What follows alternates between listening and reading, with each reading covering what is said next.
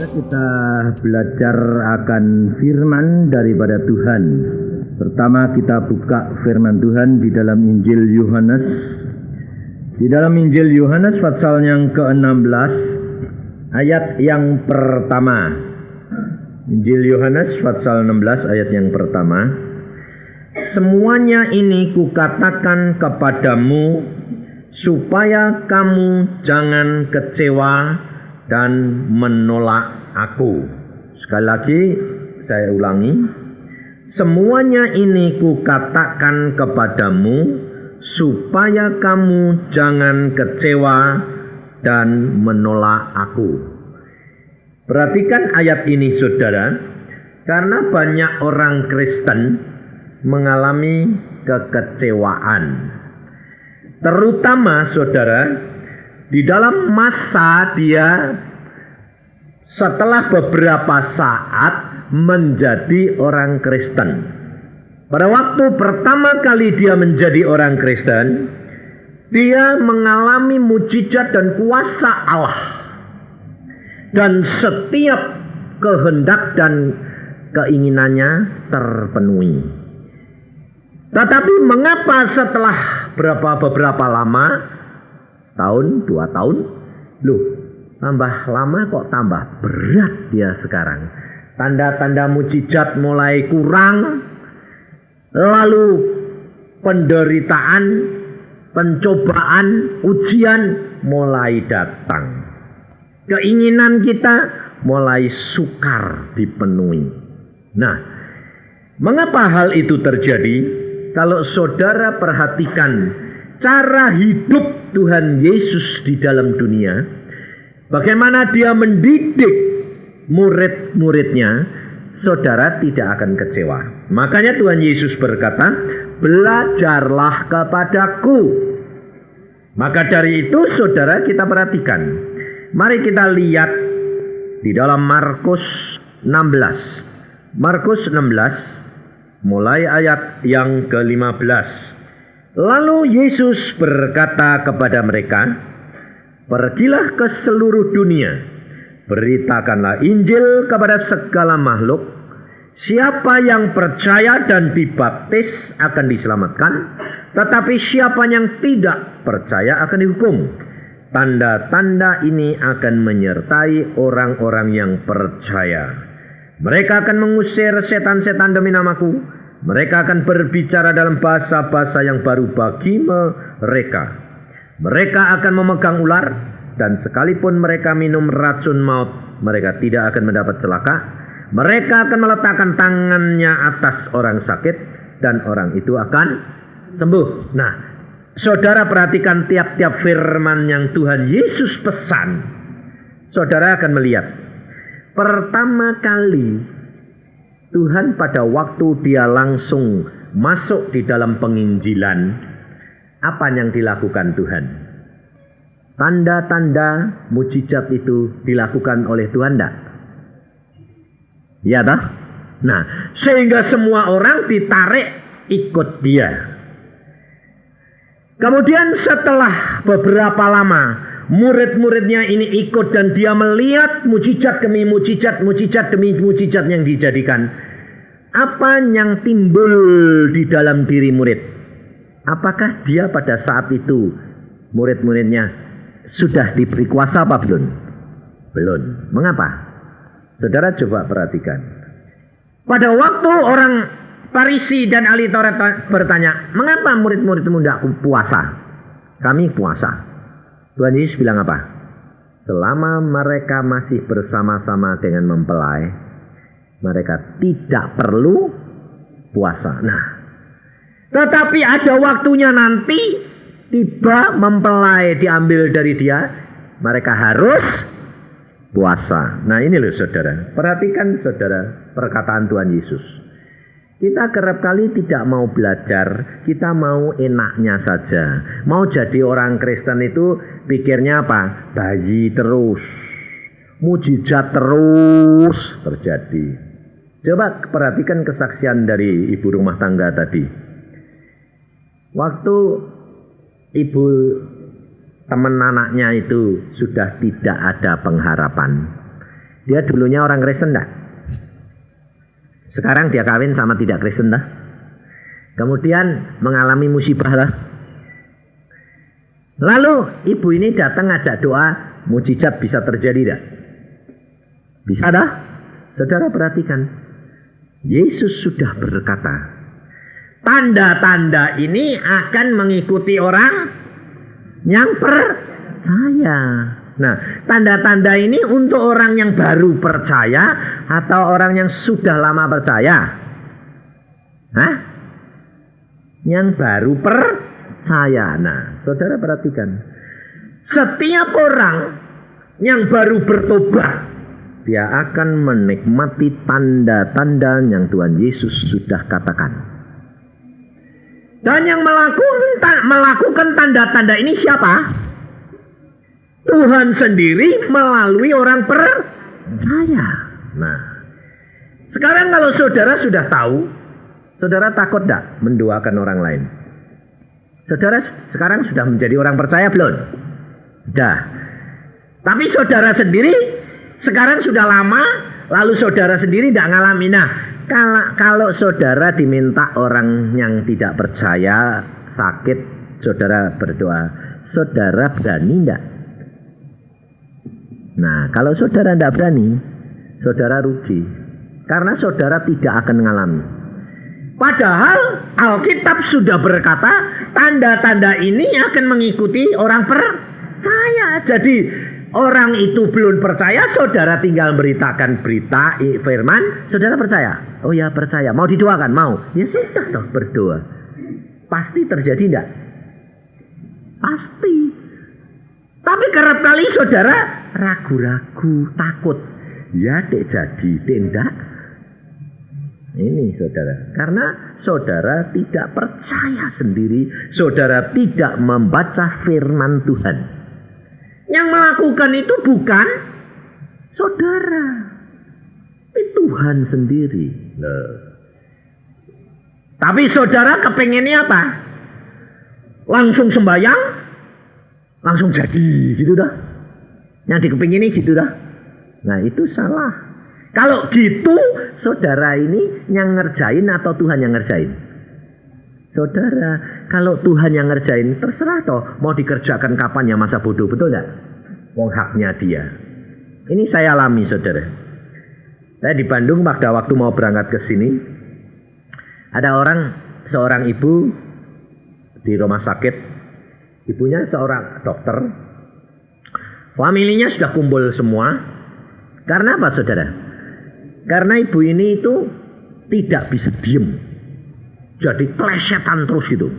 Disuntik obat penenang dosis besar sekalipun, tidak bisa nolong.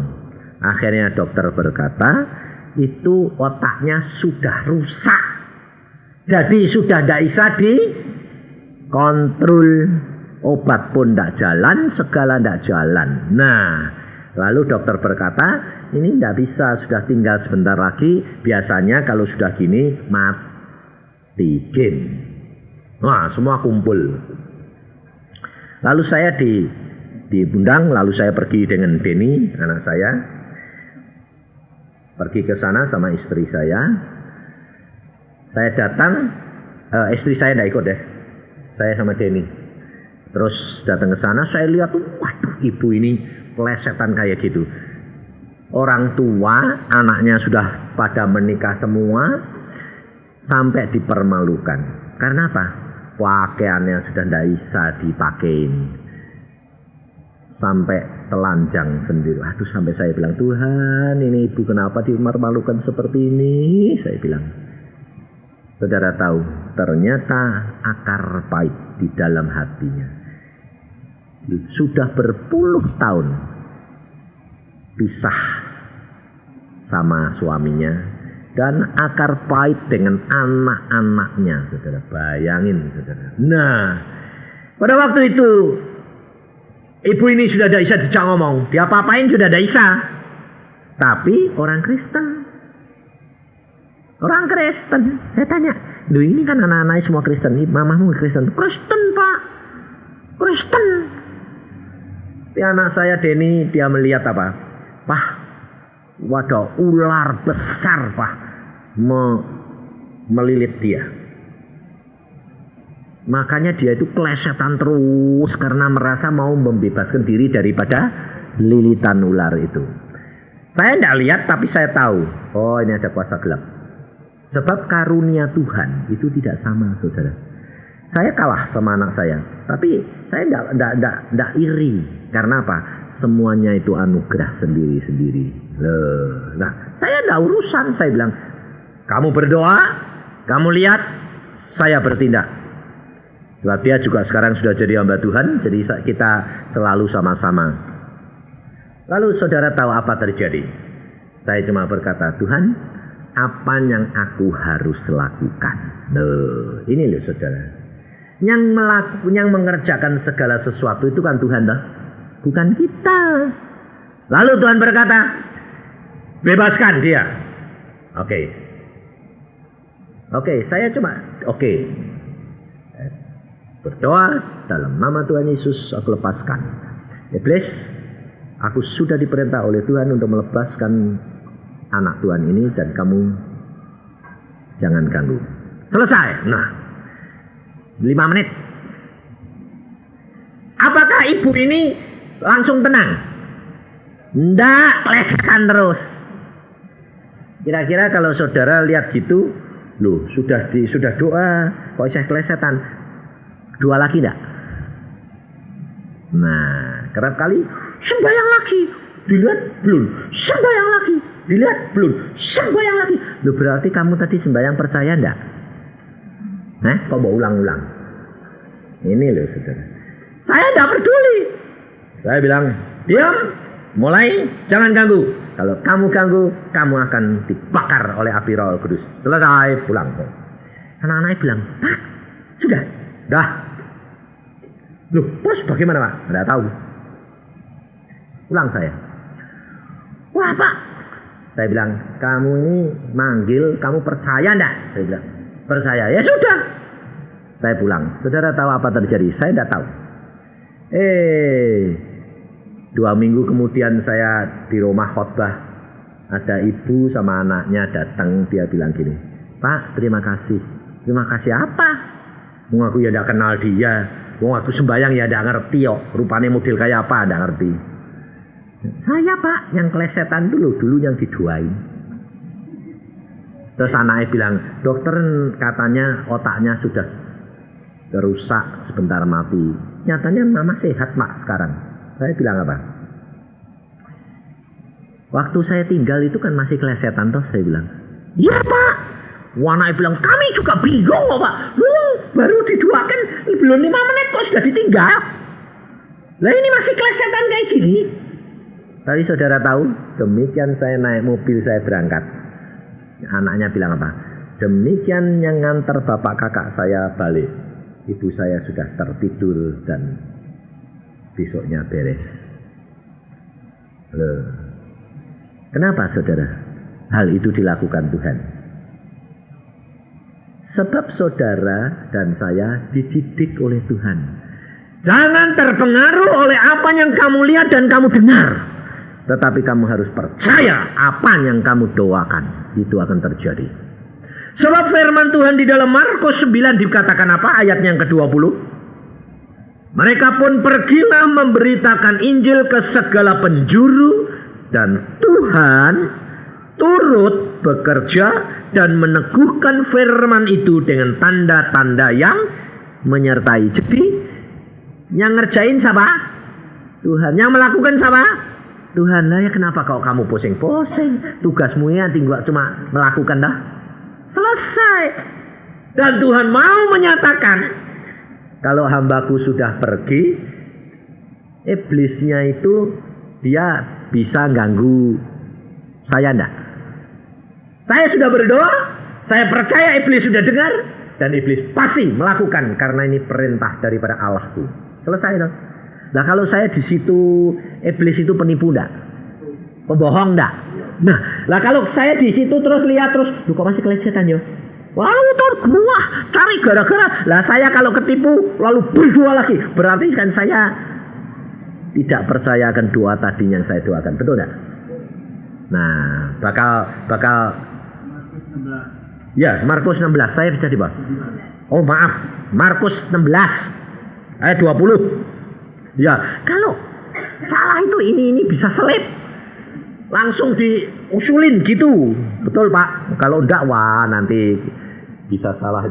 Markus 16, tetap Markus 16, bukan Markus 9. Jadi saudara perhatikan bahwa apa yang Tuhan sudah firmankan di dalam Alkitab itu pasti digenapi. Nah, jadi saudara perhatikan, kehidupan kekristenan itu ada periodenya, periode permulaan dengan tanda-tanda yang Tuhan berikan, supaya apa yang saudara dan saya beritakan itu digenapi dan orang belum percaya menjadi percaya.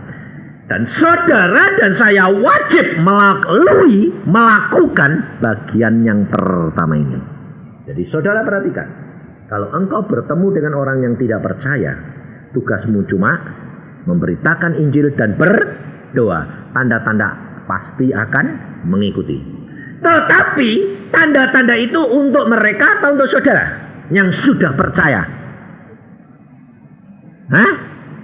Untuk mereka. Tapi saudara salah ngerti. Lalu kalau sudah terima tanda-tanda, lalu minta apa saja diberi, saudara mulai cara berpikirmu salah. Saudara, banyak orang Kristen salah berpikir karena dia harus masuk ke tahap periode yang kedua, masa pendidikan, masa pemrosesan. Saudara tidak masuk, saudara maunya jadi bayi terus. Coba perhatikan, orang anak yang baru dilahirkan. Itu orang tuanya yang harus tahu anaknya atau anaknya yang harus tahu orang tuanya? Anaknya tahu mengenal apa? Tidak tahu apa-apa lah. Taunya nangis tok lah. Tapi orangnya tua tahu minta permintaannya, kebutuhannya digenapi tidak? Nah, itu. Dia belum bisa melakukan apa-apa, tapi segala perkara yang dibutuhkan digenapi, dicukupin. Itu Kristen bayi. Allah yang mengajarkan, Allah yang mengerjakan segala sesuatu. Orang itu tidak mengerjakan apa-apa. Itu Kristen bayi. Tetapi kalau anak ini sudah mulai bisa jalan, bisa mengerti orang tuanya, mulai diajar enggak? Suruh mengerti orang tuanya. Masa periode pemrosesan.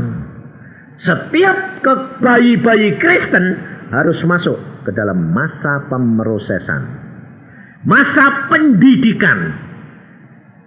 Di dalam masa pendidikan tidak semua permintaan anakmu kamu beri, betul tidak? Kalau engkau sedang mendidik dia, kamu kadang-kadang berikan, kadang-kadang tidak, betul tidak? Nah, ini orang Kristen masuk periode pendidikan, saudara. Dan kita harus perhatikan, makanya Tuhan Yesus pesan kepada kita. Pada murid-muridnya pada waktu itu di dalam Yohanes 16 tadi apa? Semuanya ini kukatakan kepadamu supaya jangan kamu kecewa. Kecewa dalam bidang apa? Karena dia melihat Yesus yang membuat mujizat dan maha kuasa. Ternyata kok satu saat dia malah aniaya, ditangkap, lalu seolah-olah kuasanya hilang semua. Di dalam masa proses pendidikan dan masa proses pemrosesan, apa yang saudara dan saya harus lakukan? Ini masalahnya, saudara. Kerap kali kamu menjadi orang Kristen, berdoa sedikit saja sudah dapat. Minta apa sedikit sudah dapat, betul tak? Tapi kalau sudah jadi orang Kristen setahun 2 tahun lalu masuk masa pemrosesan, kok susah sih Pak? Sembahyang kok tidak dikasih, sembahyang tidak dikasih. Akhirnya kecewa, lalu mundur. Meretap lagi. Ini loh saudara, ini banyak terjadi. Disebabkan kenapa? Mereka tidak tahu. Belajar dari Tuhan Yesus. Tuhan Yesus memberi contoh, saudara. Coba perhatikan. Di dalam Matius di dalam Lukas pasal yang ke-9. Selalu Tuhan ini kalau mendidik murid-muridnya memberi contoh. Nah, di dalam Lukas pasal yang ke-9 ayat yang ke-28 mulai. Kira-kira 8 hari sesudah segala pengajaran itu, Yesus membawa Petrus, Yohanes dan Yakobus lalu naik ke atas gunung untuk berdoa. Nah, perhatikan, lalu naik ke atas gunung untuk berdoa. Ketika ia sedang berdoa, rupa wajahnya berubah dan pakaiannya menjadi putih berkilau-kilauan. Dan tampaklah 2 orang berbicara dengan dia, yaitu Musa dan Elia. Keduanya menampakkan diri dalam kemuliaan dan berbicara tentang tujuan kepergiannya yang akan digenapi di Yerusalem. Sementara itu Petrus dan teman-temannya telah tidur. Saudara perhatikan, murid-muridnya ini selalu dikasih contoh oleh Tuhan Yesus. Tuhan Yesus naik ke atas gunung berdoa, mereka tidur. Kenapa, saudara? Sebab mereka masih bergantung kepada Yesus sendiri. Yesus puasa enggak? Puasa. Murid-muridnya puasa enggak? Tidak, karena masih ada Yesus. Tetapi pada waktu Yesus naik ke surga, murid-muridnya puasa enggak? Puasa. Berdoa enggak? Berdoa. Tapi selama ada Yesus, murid-muridnya puasa enggak? Enggak. Berdoa enggak? Enggak. Saudara perhatikan. Bayangin, saudara. Kenapa? Sebab ada masa dipanggil melihat. Itu masa Yesus ada di dalam dunia. Masa mereka harus mengalami pendidikan dan pemrosesan. Yesus mengalami aniaya. Yesus di kuasanya seolah-olah hilang. Murid-murid di dalam keadaan yang kecewa, panik. Petrus yang berkata, aku tidak akan menyangkal Yesus, engkau Tuhan. Jadinya nyangkal. Pemrosesan toh? Ngerti enggak? Saudara perhatikan. Di dalam masa pemrosesan seperti ini, seolah-olah kuasa Allah, tanda-tanda mujizat itu berkurang. Tapi sebetulnya tidak berkurang. Tetap menyertai kita. Hanya Tuhan mau supaya saudara mulai belajar mengenal Dia. Maunya Tuhan itu apa? Nah, kalau yang kekristenan pertama, segala suatu permohonanmu dituruti, mujizat segala terjadi. Proses masuk di dalam masa periode yang kedua pemrosesan. Saudara dan saya harus mulai belajar mengenal apa maunya Tuhan.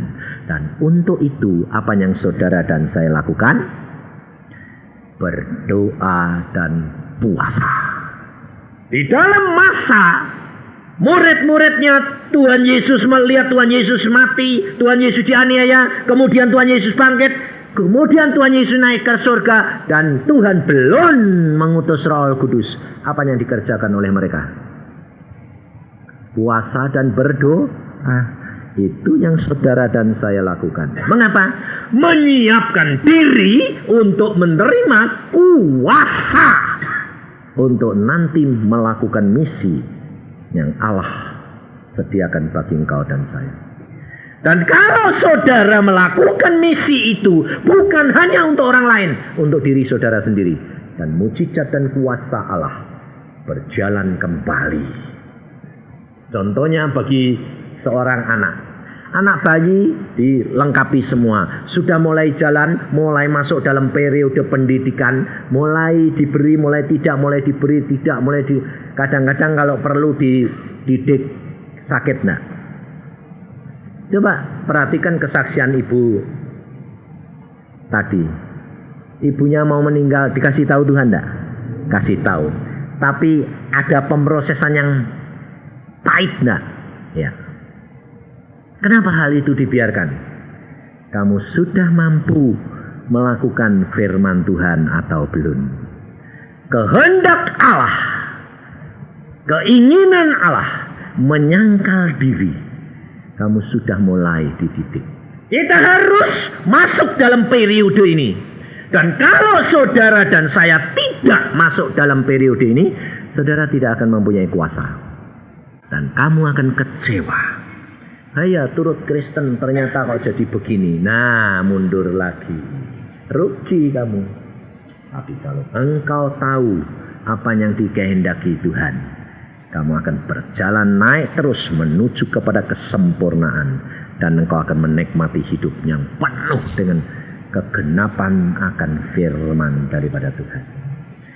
Kehidupan kekristenan itu sebetulnya enak, saudara. Tidak perlu banyak pikiran. Masalah boleh datang, bawa di bawah kaki Tuhan, lalu serahkan dalam tangan Dia. Engkau banyak berdoa, banyak membaca firman Tuhan, bebanmu akan diangkat Tuhan. Otomatis itu. Dan kalau engkau bisa melakukan itu, engkau akan menjadi peka.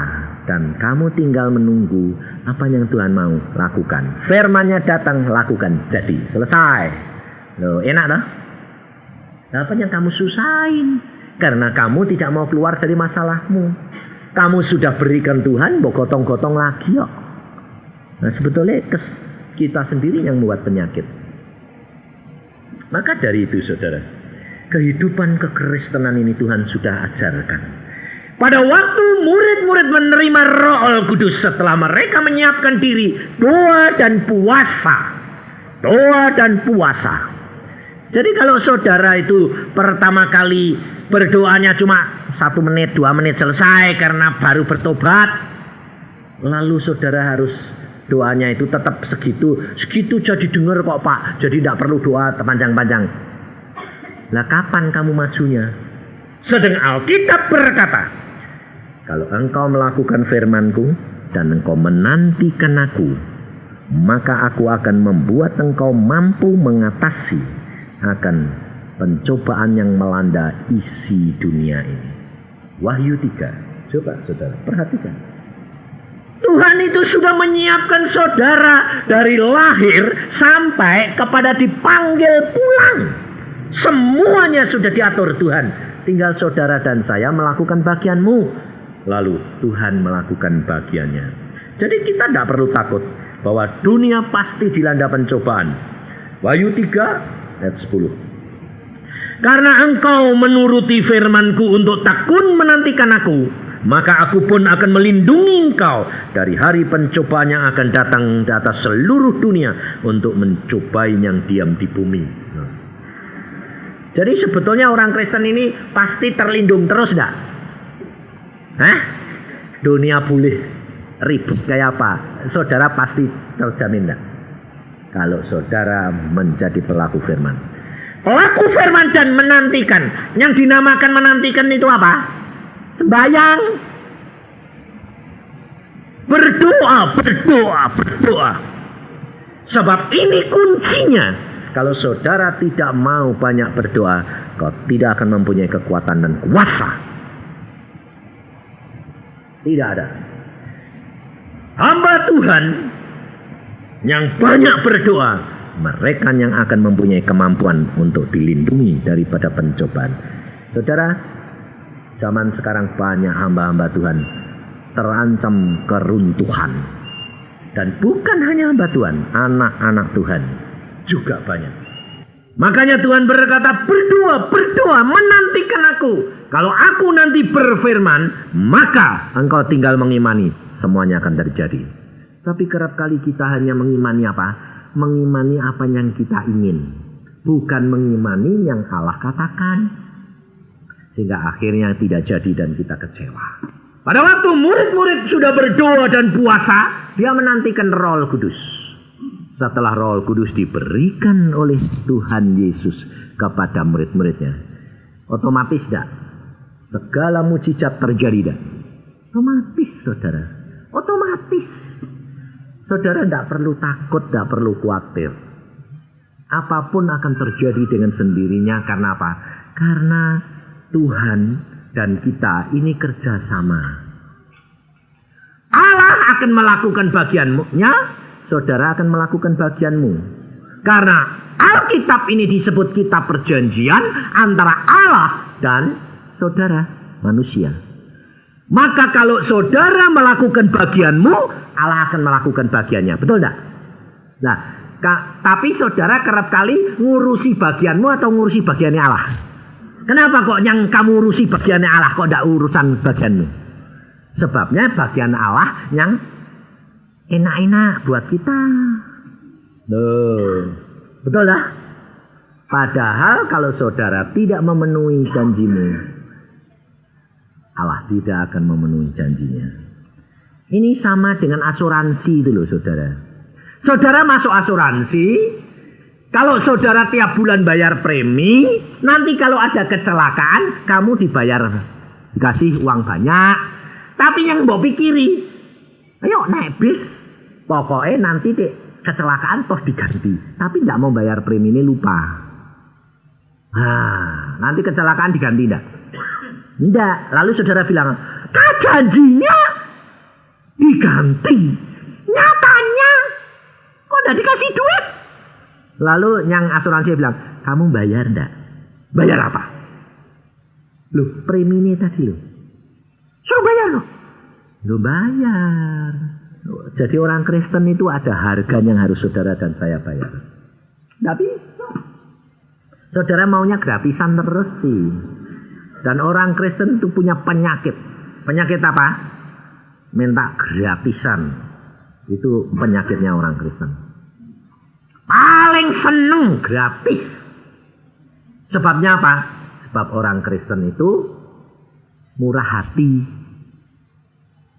Jadi kalau ada apa-apa, kan kita kalau beli apa-apa coba, kalau beli tempat orang Kristen nanti kan bilang, Pak, kita kan saudara seiman ya. Nanti kalau beli apa-apa, apalagi kalau hamba Tuhan, belum ditanya kerjaannya apa, ngomong, saya hamba Tuhan. Loh, tujuannya apa? Dapat korting nah? Itu. Jadi itu menentang Alkitab enggak? Alkitab berkata, beri maka kamu akan beri. Engkau harus jadi berkat, jangan selalu minta berkat. Jangan bergantung kepada manusia, gantung kepada Allah. Tapi yang saudara gantungi apa? Asal ketemu orang, Pak, saya ini hamba Tuhan. Loh, yang tanya itu siapa? Kalau kamu ini hamba Tuhan, ngomong tidak ada yang tanya kok belum. Pak, punya ini Pak. Oh ada. Ya, Pak, berapa Pak? Segini. Saya ini hamba Tuhan loh. Nah kalau hamba Tuhan tuh ngapain? Supaya Sebaliknya kalau saya saudara, tidak pernah ngomong saya hamba Tuhan. Makanya kalau di kekristenan, nama saya Yusa. Orang tahunya sama, Yusa. Tapi kalau saya beli apa-apa, saya pakai nama apa? Cipto. Ada orang tahu. Sama-sama dokter gigi, tapi namanya lain. Nah, ini kan Yusa Cipto. Saya bilang Cipto Purnomo. Tidak salah toh? Oh, memang nama saya itu kok. Sebabnya apa? Sebabnya saya tidak mau, saudara, untuk melawan firman. Pada waktu saya beli mobil yang saya pakai sekarang, saya datang sama anak Semi, sama istri saya lihat mobil, saya lihat, wah, saya doa Tuhan ini mobilmu, oke. Saya bilang, Sam, yang mana? Ini Pak. Istri saya bilang, mana? Ini, oke. Tanya, tawar. Wah, tawar-tawaran kayak orang dagang. Dia kan tidak tahu saya siapa, tidak urusan. Berapa? 53. Wah, mahal, saya bilang. 51. Tidak boleh Pak. Bapak kerja apa sih? Tidak usah tanya kerjaan, saya bilang. Yang penting tawar-menawar ini jadi dulu, nanti kongkol, nanti cerita-cerita kalau sudah selesai. Dia lalu geleng-geleng, ini kok ada kurang kok aneh. Lalu tawar-tawaran akhirnya jadi 51,5. Boleh? Boleh. Bikin kwitansi. Setelah bikin kwitansi, atas nama Pak Cipto Purnomo, Dr. Cipto Purnomo. Nah, ditulis. Lalu dia ngobrol. Pak, kerjaannya apa sih Pak? Saya penginjil. Hah? Lihat dia. Ternyata orang Kristen. Yang punya ini orang Kristen. Saya sendiri tidak kenal. Saya apa Pak? Penginjil. Lalu dia bilang, Pak, penginjil. Bapak rumahnya Bandung toh? Iya. Bapak kenal enggak sama Yusa? Anak saya jawab, kenal sekali. Lah bener toh? Oh, anak saya yang jawab, mesem dia. Kenal sekali Om sama Yusa Cipto. Saya dengar khotbahnya Pak. Bapak ini kok suaranya kok memper. Lalu, Bapak nginjil di mana? Ya, saya nginjil muter-muter, saya bilang. Lu rumahnya sama dengan Yusa Cipto. Lah ya rumahnya sama. Loh kok Gatot Subroto? Yusa ya Gatot Subroto katanya ya Pak. Iya sama. Hah? Bapak sama? Saudara nih? Ya saya ini Yusa Cipto. Langsung dia bilang apa? Loh Pak kok gak mau ngomong dari tadi sih Pak? Kalau tahu kan gak usah tawar-tawaran malah tak kasih koting. Enggak kepingin ya aku bilang. Saya mau jadi berkat tapi saya tidak mau jadi beban. Kalau tawar-tawaran dagang, dia kan tidak bakal mau rugi loh. Jadi kalau dikasih segitu pasti rugi enggak? Enggak mungkin. Nah, pasti untung loh dia. Nah, sekarang kalau dia sudah tahu kalau itu Yusa Cipto, mau dikasih kotain lagi. Apa kalau gitu potong lagi Pak? Tidak ya, aku tidak mau jadi berkat. Yang sudah ditulis harus dibayar. Dia geleng-geleng. Dia bilang gini, kok persis khotbah ya Pak? Itu seandainya saya minta korting, khotbahku ini harus jadi berkat. Repot enggak? Saudara tahu, hidup kekristenan seperti di dalam rumah kaca. Semua diteropong. Apa yang kamu omongkan akan dilihat dengan perbuatan dan tingkah laku. Hati-hati, saudara. Kehidupan kekristenan ini kita harus menyadari ada periode demi periode yang saudara harus lalui.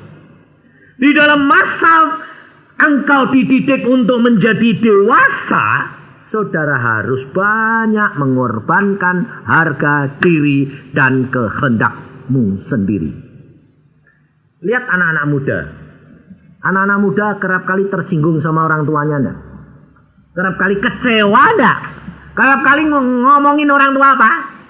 Kolot, kuno.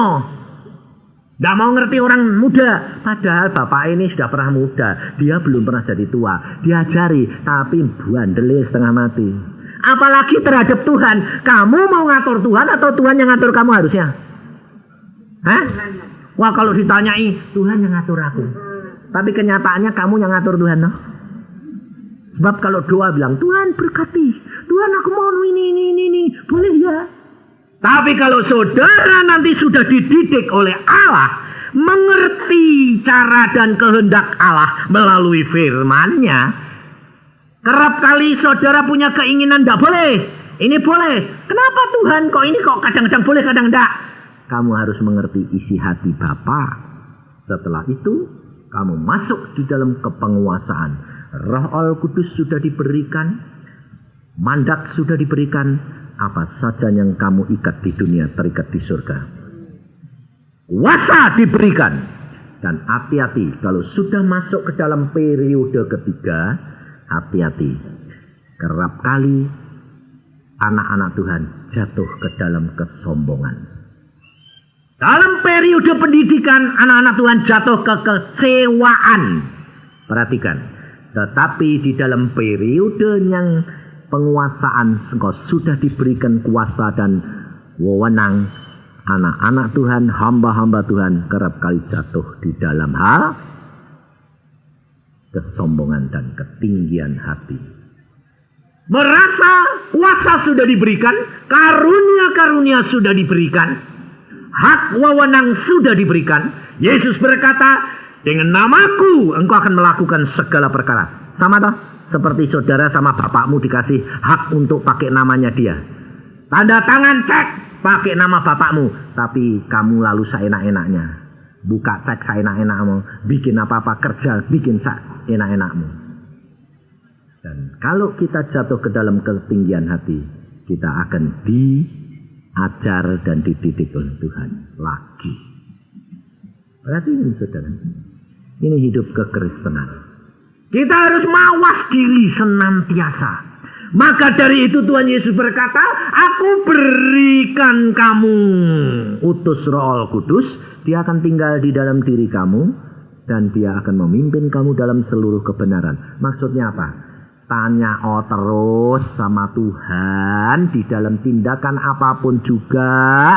Kalau engkau sudah diberkati banyak, pakai itu tetapi dengan menurut rencananya Allah. Tapi saudara lupa. Contohnya, saudara kalau sudah dikasih berkat banyak, mamanya berkatnya sudah puluhan juta. Kira-kira kalau mau belanja puluhan ribu, lapor Tuhan enggak? Pasti enggak lapor. Karena pikirnya apa? Oh Siti, kok lapor? Enggak usah lapor toh. Wong dapat itu puluhan juta, ini cuma beli puluhan ribu. Perhatiin saudara. Pada waktu saudara dulu hasilmu cuma puluhan ribu, mau gunakan 10.000 ini, deg-degan enggak? Lalu sembahyang enggak? Tuhan, aku kepengen ini loh. Sekarang diberkati Tuhan karena kamu sudah tanya, diberkati, dituntun, diberkati. Sekarang lalu tambah sombong. Dan ini kenyataan, saudara. Nanti beli apa-apa? Kan kita diberi wewenang. Memang saudara diberi wewenang, tapi perhatikan, mawas diri, jaga motivasi, jangan sampai kamu jatuh sombong. Nanti ada orang datang, oh jangan khawatir, saya doakan, pasti beres. Loh, kamu boleh berdoa, tapi beres pandak beres yang beresi siapa? Nah kok kamu yang bilang, sini datang, tak doain, pasti beres. Itu merintah Tuhan atau tuh kamu? Diperintah Tuhan, hati-hati saudara. Belajar rendah hati, bagaimana caranya? Belajar dari hal yang paling kecil.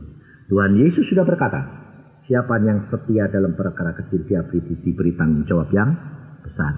Berarti Tuhan mintanya apa? Dalam segala perkara engkau harus berdoa. Mau beli apapun, berdoa. Tanya, Tuhan, aku ini kepingin beli ini, boleh ndak? Beri sejahtera ya Tuhan loh.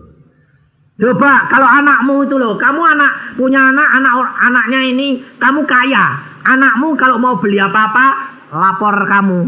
Meskipun dia punya duit, tapi Pak aku tak beli ini ya Pak. Kamu lebih seneng atau gini? Beli, duitku dewek. Seneng mana? Seneng dia lapor atau seneng dia beli, tahu-tahu beli segala macam, wong duitnya dewek.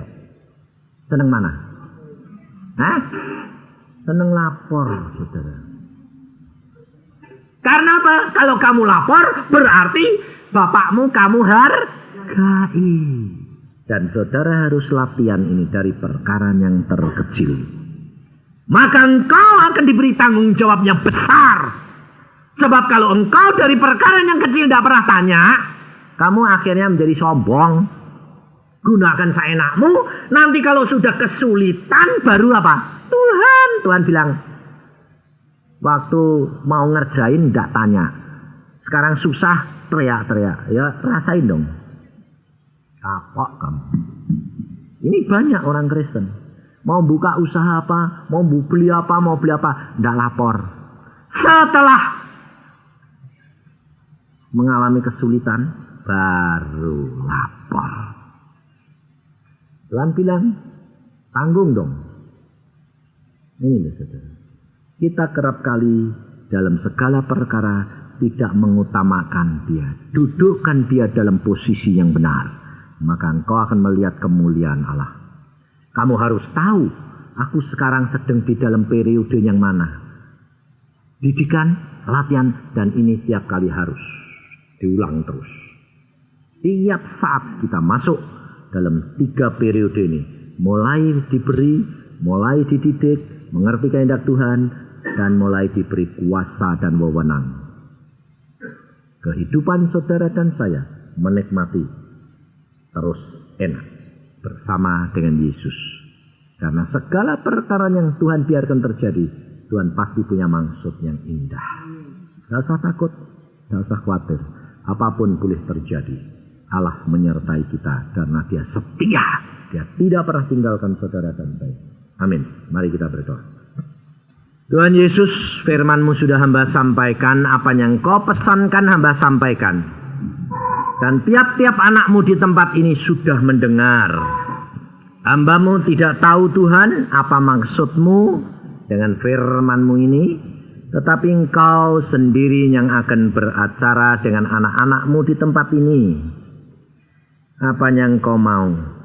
Kalau Engkau ingatkan mereka, mari Tuhan Roh Kudus Engkau yang berbicara, supaya mereka dapat mengerti apa yang harus dilakukan di dalam dirinya.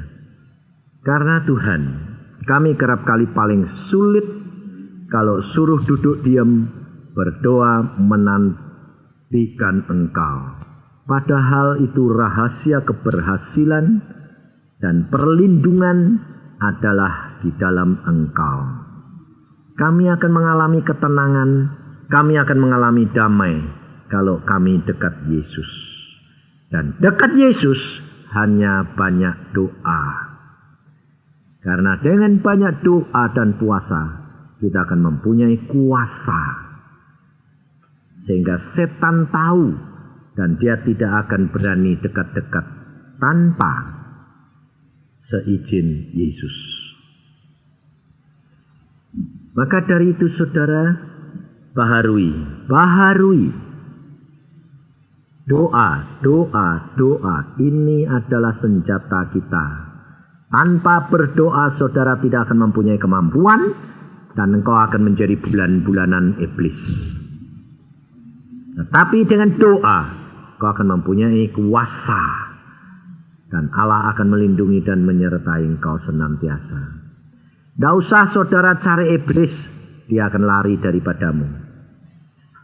Karena Allah menyertai engkau. Terima kasih Tuhan, hamba kembalikan anak-anak-Mu dalam tangan-Mu. Engkau yang akan mendidik mereka. Engkau berbicara terus. Engkau kejar terus anak-anak-Mu. Sehingga mereka menyadari apa yang Engkau kehendaki.